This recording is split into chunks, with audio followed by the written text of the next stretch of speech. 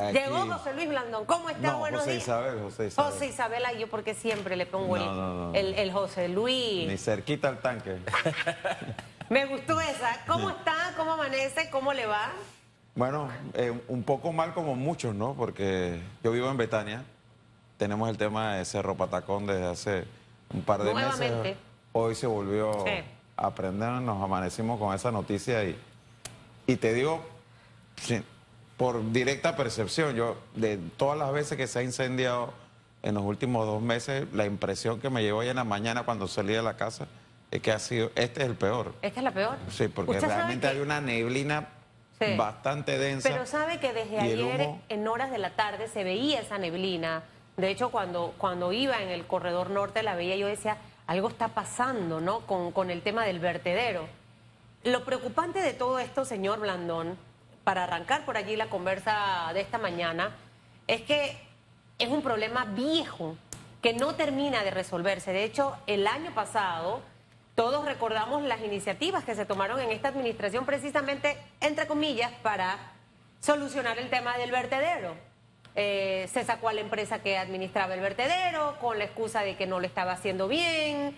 Se hizo una licitación hace poco, porque nunca fue el año pasado, como se había mencionado, que iba a estar por un tiempo esta empresa para hacerlo. Entonces, al final a uno le queda una sensación de que tanta plata invertida, sin visión, sin un objetivo, y muchos ciudadanos afectados precisamente por lo que ocurre allí. Al final, la moraleja de esto, ¿cuál sería? Mira, el problema de la recolección de residuos y la disposición de los mismos en Panamá es un problema que tiene solución. Y los estudios planteando las posibles soluciones existen desde hace varios años. No ha habido voluntad de hacerlo. Hay, por ejemplo, un estudio de la cooperación japonesa de la JICA, donde planteaba toda la transformación que debe darse con respecto a este tema, centros de transferencia, plantas de tratamiento de residuos, pero lo que tenemos ahí en Patacón es una vergüenza para todo el país, pero el tema es que no es solo Patacón, el tema es que nosotros tenemos una situación a nivel nacional donde la mayoría de los sitios en los que se dispone o se tiran los residuos son vertederos a cielo abierto, o sea que incendios como el de Patacón llama más la atención porque es un área mucho más densamente poblada, pero en realidad eso es normal en el resto del país, en el interior. Y ese problema lo vemos a nivel nacional. El sistema de recolección en Panamá está colapsado. ¿Qué propone la alianza del Partido Cambio Democrático y el Partido Panameñista de llegar al poder para solucionar este problema que no solo afecta a los capitalinos? El humo, los gases tóxicos también llegaban hasta Raiján. Sí, mira, Cerro Patacón hay que cerrarlo. Vamos a comenzar por ahí. Pero tenemos que migrar de vertederos a cielo abierto y de rellenos sanitarios como el de Patacón hacia plantas de tratamiento de residuos.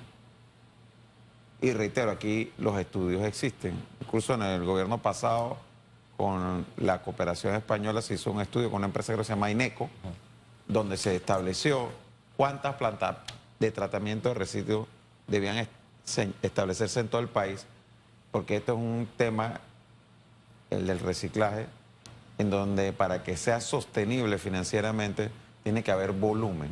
Entonces no es que vas a abrir una planta de tratamiento de residuos en todos los distritos del país, porque no genera en cada distrito el volumen suficiente para hacer financieramente viable estas plantas de tratamiento. Entonces tienen que ser plantas de tratamiento, sobre todo en el interior de la República, que atiendan a varios distritos al mismo tiempo.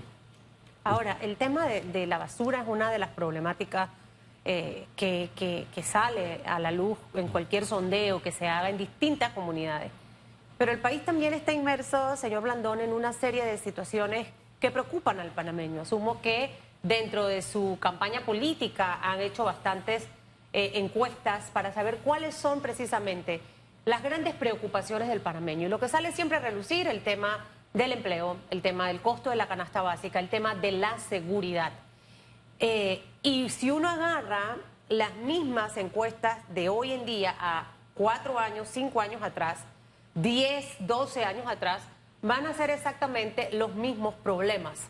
Falta de voluntad durante las administraciones que han pasado, pero en este momento tan coyuntural donde nos falta menos tiempo para llegar al 5 de mayo, hay un grupo de personas indecisas, lo hablaba yo al inicio del programa. O sea, yo no soy política, pero yo estoy preocupada por la cantidad de personas que a mí me dice, todavía no sé. Y yo hago sondeos internos por todos lados, aquí en el canal, en el Albrook los fines de semana. Estoy indecisa, no sé, y le veo a la persona la cara de preocupación. Entonces, ante estas problemáticas que tenemos, que son las mismas de hace muchos años, ¿cómo ustedes dentro de su campaña garantizan que sí pueden atender el tema de la canasta básica, atender el tema del empleo, atender el tema de la seguridad, atender el tema de la salud, del acceso a la salud, de las medicinas y todo eso, que sea de una manera real? Porque en campaña se dicen muchas cosas que luego no se logran cumplir. Mira, lo primero, nosotros somos una nómina, un equipo que se complementa, que tenemos ambos una experiencia. Rómulo más en el sector privado, aunque tiene experiencia en el sector público también, y yo más en el sector público que en el sector privado. Y la trayectoria de ambos consideramos que es una garantía para el pueblo que va a votar el 5 de mayo, de que lo que decimos que vamos a hacer, lo vamos a hacer. Entonces, dentro de eso, tengo que señalar que el problema del desempleo y el alto costo de la vida, que es siempre la primera preocupación en todas las encuestas, nosotros hemos planteado la propuesta de generar 500.000 empleos formales durante los próximos 5 años. Han salido ataques de otras campañas, algunos absurdos. Por ahí hay uno que se dice economista, que dice que si hay 100 y pico mil de desempleados, ¿cómo vamos a generar 500.000 nuevos empleos? Se le olvida que hay más de 700.000 panameños que están en el sector informal. Entonces yo entiendo que lo que este economista quiere decirnos es que esos que se queden en el sector informal, que no hay que tomar en cuenta generar empleos formales para esos que están de boneros en la calle o haciendo cualquier cosa porque no encuentran un empleo formal. La fórmula para cumplir con esta promesa de campaña de 500.000 empleos sería presentar nuevos proyectos en la Asamblea Nacional o abrirle las puertas a las empresas internacionales para que vengan a invertir en Panamá, o darle la formalidad a los informales. Es una mezcla de varias cosas. Por un lado, a nivel de lo que es micro, pequeña empresa, tiene que haber una política que promueva la formalización de las que hoy en día son informales, pero también el apoyo a través de capacitación, a través de desburocratización, a través de préstamos blandos, capital semilla, para poder que estas micro y pequeñas empresas puedan crecer. Yo te doy ejemplos concretos de lo que he visto a lo largo de mi recorrido por el país. Tú tienes los artesanos en arena, en mi ciudad natal, Chitré. Ellos todavía hacen sus productos con hornos de barro altamente contaminantes. Ellos han planteado al gobierno que recibir de parte de ANPYME, ya sea como ayuda o como un préstamo blando, o sea, a muy bajo interés, poder comprar modernos hornos que le permitan producir sin tanta contaminación y a una mayor cantidad. No ha sido posible. Hay plata para 1000 otras cosas, pero no hay para eso. Productoras de cacao en Bocas del Toro, mujeres indígenas que tienen cooperativas, hoy en día venden ese cacao, ¿no?, semi elaborado, digamos, la semilla tostada a un precio. Poder transformar esa semilla tostada a la masa de la cual surge luego el chocolate, les incrementa el valor a ellas. No tienen el dinero para comprar esos equipos. No ha sido posible que el gobierno les ayude a comprar esos equipos, que no estoy hablando de millones de dólares, claro, en ninguno de esos dos casos. Es decir, que en la administración de ustedes destinarían un presupuesto para el tema del financiamiento de las pymes. Luego de pandemia se destinaron primero 50 millones, luego 50 millones más, pero al final ese dinero no pudo llegar a la mayoría de los pymes precisamente por la falta de formación empresarial que tienen estos grupos que les ponía en desventajas para poder presentar, hacer un préstamo hay que llenar una serie de documentos, señor Sí, Brandón. es O sea, que no es tan fácil. Yo me encontré con un productor de queques en las tablas y me decía, yo estoy tratando de conseguir esos financiamientos que anunciaron por todos lados en AMPIME, me han puesto a subir, bajar y hacer cuestiones que ya desistí de hacerlo. Entonces, lo que tienes que hacer es que AMPIME realmente funcione. ¿Qué harían ustedes de cuando lleguen al gobierno? Por ejemplo, ahora que mencionan PYME, tema PYME y tema presupuestos específicamente, porque esa sería una de las maneras de impulsar el tema del empleo. Profesionalizar AMPIME, que quien esté ahí realmente vaya a hacer un trabajo desde el punto de vista técnico y no desde el punto de vista político, y transparentar toda la información. Hoy en día no quieren decir a quién le han dado ayuda o préstamo. ¿Usted siente que Dicen que esa información es clasificada. siente que ese apoyo económico que da esta institución, AMPIME, es político, o sea, guiado para X figuras de un partido Piensa mal y político? acertarás. O sea, si tú no quieres dar a conocer la información, ¿por qué no la quieres dar a conocer? Si lo has hecho todo bien. ¿Me explico? ¿Cuál es el temor de Pero eso es con el poder... capital semilla. Los $2.500, creo que son $2.500. Sí, pero es que lo que yo te digo, ¿no? por ejemplo, hombre, tú le quieres dar 2.500 a alguien que viene con una idea. Pero lo que yo me encontraba en los recorridos en el país es que hay un montón de gente que no tienen una idea, que ya tienen algo funcionando. Pues los artesanos Claro. en Arena, los productores de cacao en Boca del Toro, ya tienen algo. Reestructurar la manera en la que y te doy funcionan otro pymes, ejemplo. por ejemplo. Los productores Ajá. de panel en Chiriquí. O sea, ellos ahora consiguieron unos equipos porque un diputado de allá, con quién sabe de dónde, dice yo te voy a donar los equipos. Pero ¿cuál sería la ¿Me explico? manera de frenar todas esas cosas? Porque el problema creo que ya todos lo conocemos. Yo soy pyme, trabajo con muchos pymes, conozco la realidad, pero no soy de las personas que me quedo en el círculo dando vuelta. Al final necesito buscar opciones porque si no estoy destinada a fracasar. Entonces, ¿cuál sería la propuesta de Blandón Rux para atacar el tema de las pymes?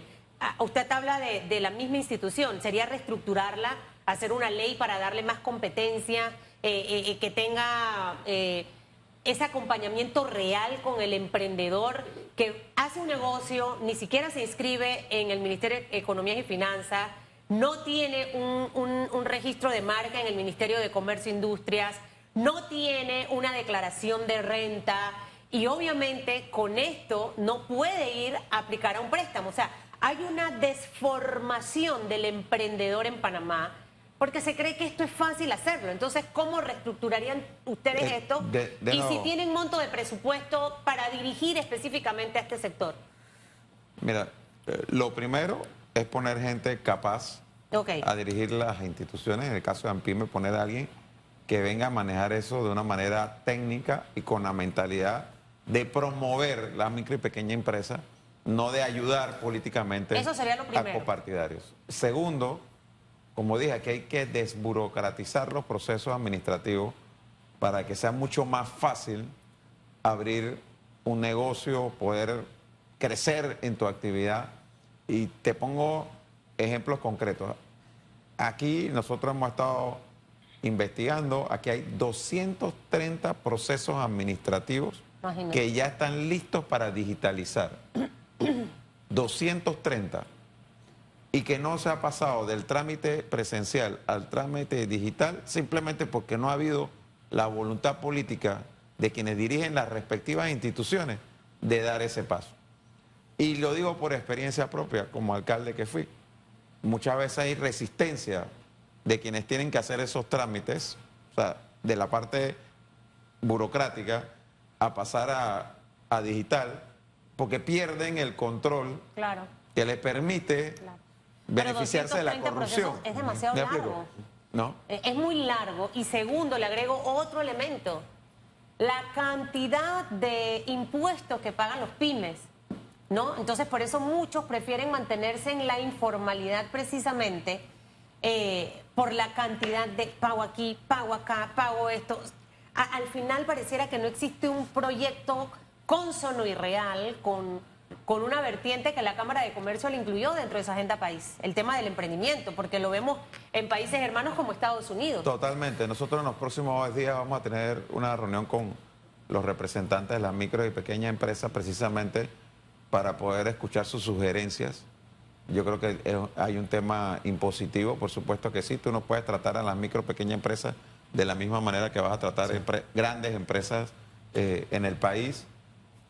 Hay un tema de tramitología, pero hay un tema también de poder facilitar capital semilla, de poder facilitar préstamos blandos, donde tú puedas potenciar actividades que ya hoy en día están operando, pero que no pueden hacer el paso de la informalidad a la formalidad porque necesitan un pequeño impulso. ¿Ustedes incrementarían de llegar al poder esa cuota o ese apoyo económico que dan PYME o el capital semilla que supera los $2.000? Mira, que yo creo que habría que ver caso y caso. Hay gente que realmente con $2.000, aunque parezca poco, realmente significa poder iniciar y un cambio cualitativo importante para su actividad. Pero hay otras actividades en donde yo creo que hay que trabajar de la mano con el IPACOP, porque por lo menos nosotros creemos mucho en el cooperativismo, en donde tú puedes, con una inversión mayor, ayudar a varios. Y vuelvo a los ejemplos que daba. O sea, para la arena en Chitré, comprar un horno moderno no va a ayudar, no es comprar un horno para cada artesano, es comprar un horno que permita que los artesanos organizados en una cooperativa puedan realizar en forma más productiva para ellos la actividad, claro, porque no es solamente que generan más en menos tiempo, bueno, sino que pueden ya incluso hacer cosas con mejor terminado. es cambiar un poco el formato y la manera en la que hacemos las cosas. Ahora, esa es una de las actividades en las que ustedes apuntan precisamente para la generación de empleo. Porque de hecho aquí hemos tenido a varios candidatos, a voceros de campañas, cuestionar mucho esa propuesta de ustedes de los 500.000, son, ¿no? De los 500.000 empleos. Pero ¿con qué otra propuesta ustedes apuntan precisamente a generar esa cantidad de empleo y que sea real, algo que sea medible para que nos explique el cómo? Nosotros creemos que el sector turismo, por ejemplo, y estamos convencidos de ello, es uno que puede generar muchos empleos a corto y mediano plazo. Y que es posible aumentar de manera considerable la cantidad de turistas que vienen a Panamá. Veamos el ejemplo de República Dominicana. República Dominicana tiene un gobierno que empezó con 6 millones de turistas y ayer, antes de ayer, anunciaron que ya llegaron a 10 millones. O sea, 4 millones en más con la pandemia. O sea, que aquí este gobierno que no nos venga a decir, no, es que la pandemia... No, ellos con la pandemia, ¿no?, lograron levantar al país de 6 millones de turistas a 10 millones de turistas. Aquí estamos recibiendo más o menos un poco más de 2 millones de turistas. Nosotros tenemos el tema del puerto de crucero en Amador, que es una buena oportunidad que este gobierno, los trabajos que faltan para terminar el puerto de crucero de Amador los ha dejado abandonados, ¿no? Entonces, tienes el tema de los atractivos turísticos que tiene este país, que son muchos. Tienes el tema de la ampliación del aeropuerto, que ya es necesaria y que era un tema que debía empezar a hacer en este gobierno y no se hizo. Nuevamente, la pandemia como excusa. Entonces, todas estas inversiones y aumentar el fondo de promoción del país. Nosotros no podemos competir contra Costa Rica y República Dominicana si ellos se están gastando 50 y 60 millones de dólares al año y hasta más para promover su país, y Panamá de Amala se gasta 20 millones. Y el promedio entre otros países que son competencia es de 70 millones en inversión en el fondo, pero en Panamá son 20 millones y ahora Prontour le ha hecho el llamado al gobierno porque se ha hecho un recorte. O sea, en la asamblea sucede todo lo contrario. Hay aumentos en el fondo de turismo, hay recortes y ahora queda en un 50%, es decir, 10 millones de dólares. Claro, es que así no puedes competir. O sea, si no te vendes en el mercado internacional, si no atraes la atención de los turistas hacia Panamá, pues mal puedes competir con un país que está invirtiendo 70, 60 millones y que tiene una imagen, vamos a decir el caso de Costa Rica, cuando tú ves a Costa Rica mencionada en la industria cinematográfica internacional es de manera positiva. Cuando tú ves a Panamá mencionado es como tierra de lavadores y de delincuentes. Entonces, sí, esas son cosas que tiene que haber una política mucho más proactiva, más agresiva de parte de Panamá en vender lo que Panamá realmente es. ¿Cuántos millones usted recomendaría para la promoción del turismo? Nosotros estamos hablando de triplicar el fondo, o sea, de pasar de 20 a 60 millones. Eso es lo que está en el plan de gobierno. ¿Los fondos de dónde van a salir? De los recortes que hay que hacer en otros renglones. Es que aquí, el que todo el mundo menciona, la Asamblea Nacional tiene 65 millones, tenía la Asamblea hace 10 años, ahora mismo tiene 230 millones. Hay bastante que recortar ¿No les en va la a temblar Asamblea. la mano para hacer ese recorte? Entendiendo, señor Blandón, que la Asamblea es un ente de mucho poder político y que los diputados al final, por muchas décadas, se han manejado con presupuestos millonarios para su planilla y demás. Escándalos de nepotismo, o sea, muchos temas que hemos visto a lo largo de todo este periodo. O sea, ¿cómo saber realmente si ese recorte se va a dar? Porque van a necesitar a la Asamblea, porque no saben ustedes si van a tener mayoría en este órgano del Estado. Gran parte de ese aumento se ha dado en este gobierno. O sea, aquí, 2014 fue el último año que yo fui diputado. Fui 3 periodos diputado principal. 65 millones era en el 2014. Terminó el periodo de Varela más o menos alrededor de los 100 millones. Y aquí, del 2019 al 2022, se más que duplicó el presupuesto de la Asamblea, 230 millones de dólares. O sea, eso no es un fenómeno. O sea, 65 millones ya era bastante en el 2014. ¿A cuánto lo dejarían ustedes? El aumento de más de 200 millones es un fenómeno de este gobierno. ¿De cuánto sería la reducción que harían ustedes Nosotros entonces? creemos que la Asamblea tiene que estar por debajo de los 100 millones. Por lo debajo de los 100 millones, mire, lo está diciendo aquí a las 8 de la mañana el 11 de marzo, por debajo de los 100 millones, pero no podemos dejar que se vaya sin darnos su posición frente al caso del expresidente Ricardo Martinelli. Ya el Tribunal Electoral ratifica candidatura del señor Mulino e inhabilita al señor Ricardo Martinelli, que ya hoy se cumple un mes específicamente, día de su cumpleaños, el estar en la sede de la Embajada de Nicaragua, justo en un proceso electoral que se desarrolla. La posición del señor José Blandón. Bueno, ya la Corte Suprema dio su fallo final. Yo creo que eso representa definitivamente un mensaje claro a toda la clase política del país, a los que han ocupado cargos en el pasado y a los que lo ocuparán a partir del 1 de julio, en el sentido de que no hay nadie por encima de la ley, porque ya el máximo cargo que puede ser condenado en este país, ya hay un caso en que ha sido condenado, que es el caso del señor Martinelli. Sin embargo, quedan muchos retos para la Administración de Justicia del país, porque este proceso tomó 8 años. 8 años por todo tipo de medidas dilatorias que se presentaron por parte de sus abogados, precisamente para poder decir ahora que este es un proceso que se hizo para inhabilitarlo. No, este proceso inició cuando él no podía ni ser candidato, porque eso inició hace 8 años atrás, no hace 8 meses atrás.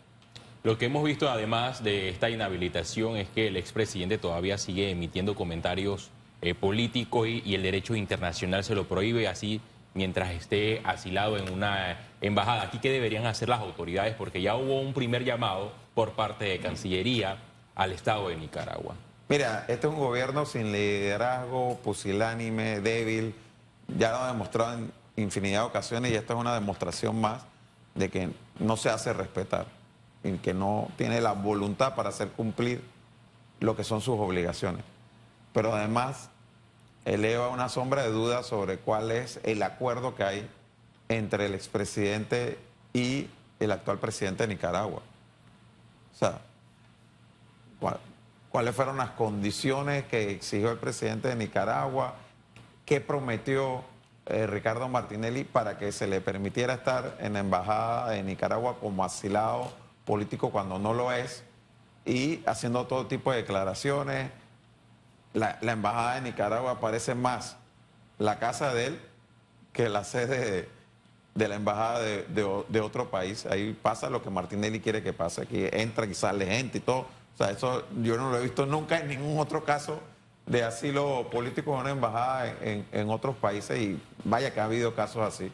Entonces aquí hay una situación que realmente nos lleva preguntando cuál es el acuerdo que hay entre Nicaragua y Martinelli. ¿La Cancillería es la que debe poner orden en este momento, en este caso específico? Por supuesto que sí, la Cancillería. Aquí lo mínimo que debiese haber pasado es O sea, llamar al embajador de Panamá en Nicaragua acá a consulta, hacer una protesta mucho más enérgica, tomar una serie de sanciones, porque realmente esto es un relajo. Pues, o sea, aquí el señor está violando todos los convenios internacionales sobre el estatus del asilo y aquí las autoridades de Nicaragua están dejando hacer. Y de nuevo, la pregunta es, ¿por qué?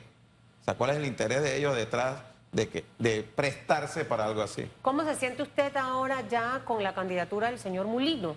Hemos escuchado algunas voces que no quieren que el señor Mulino pueda correr. De hecho, asumimos que va a estar en el debate del día miércoles. Mira, yo conozco a Molino hace muchísimos años. Es una persona autoritaria, de mal talante. Yo le dije, para mí él tiene el carisma de un macetero. No, los votos que tenga son los votos que le logre traspasar Ricardo Martinelli. Pero yo creo que en la medida en que vaya hablando y ojalá participe en los debates, entiendo que de la campaña le están pidiendo que no vaya, porque saben lo que significaría que fuera, que salga ese Mulino que mandó a reprimir en Changuinola, que mandó a reprimir en Colón. ¿No le temen a la candidatura del señor Mulino? En absoluto.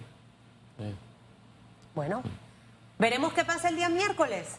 Se nos acabó el tiempo, Le señor tengo Félix. una última pregunta, ya que a los medios de comunicación nos llega una invitación del señor Melitón Arrocha a las 10 de la mañana, un pronunciamiento del Tribunal Electoral, y por algunos grupos de WhatsApp ha circulado de posible unión política y hablan del partido panamista con Cambio Democrático, y este medio siempre es responsable teniendo a su presencia. Queremos confirmar si en efecto habrá un acercamiento con Melitón Arrocha o esto no tiene que ver nada con la alianza entre Cambio Democrático y el Partido Panamá. Mira, no tengo la menor idea de qué vaya a anunciar Melitón. Lo que sí te puedo decir es que nosotros estamos en un proceso de ir fortaleciendo la alianza nuestra con endosos de candidatos y candidatas de diversos partidos o de libre postulación. Ayer tuvimos un segundo evento con el grupo de Rescate Unido por Panamá, que es compuesto por miembros del partido Molirena. Esta semana vamos a estar hablando con varios candidatos postulados por el Molirena, que están hartos de la situación que se está dando en el Molirena y que van a apoyar la candidatura de Rómulo y la nuestra. 67 candidatos por la libre postulación ya anunciaron apoyo. Hay otros candidatos por la libre postulación que están conversando con nosotros.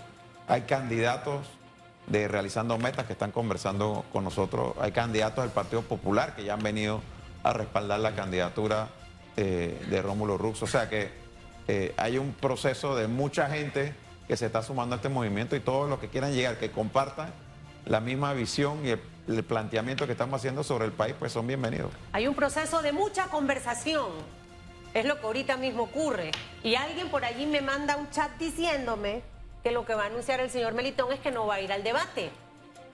No va. Está molesto. ¿Por qué razón? No lo sé. Usted lo sabrá en minutos, pero ya por aquí un pajarillo me mandó ese mensaje. 8:06 de la mañana, señor Blandón, que le vaya muy bien. Gracias. Póngase bloqueador porque lo veo... No, y mascarilla. ¿Mascarilla por qué? El humo tóxico. Sí, ya, ¿verdad?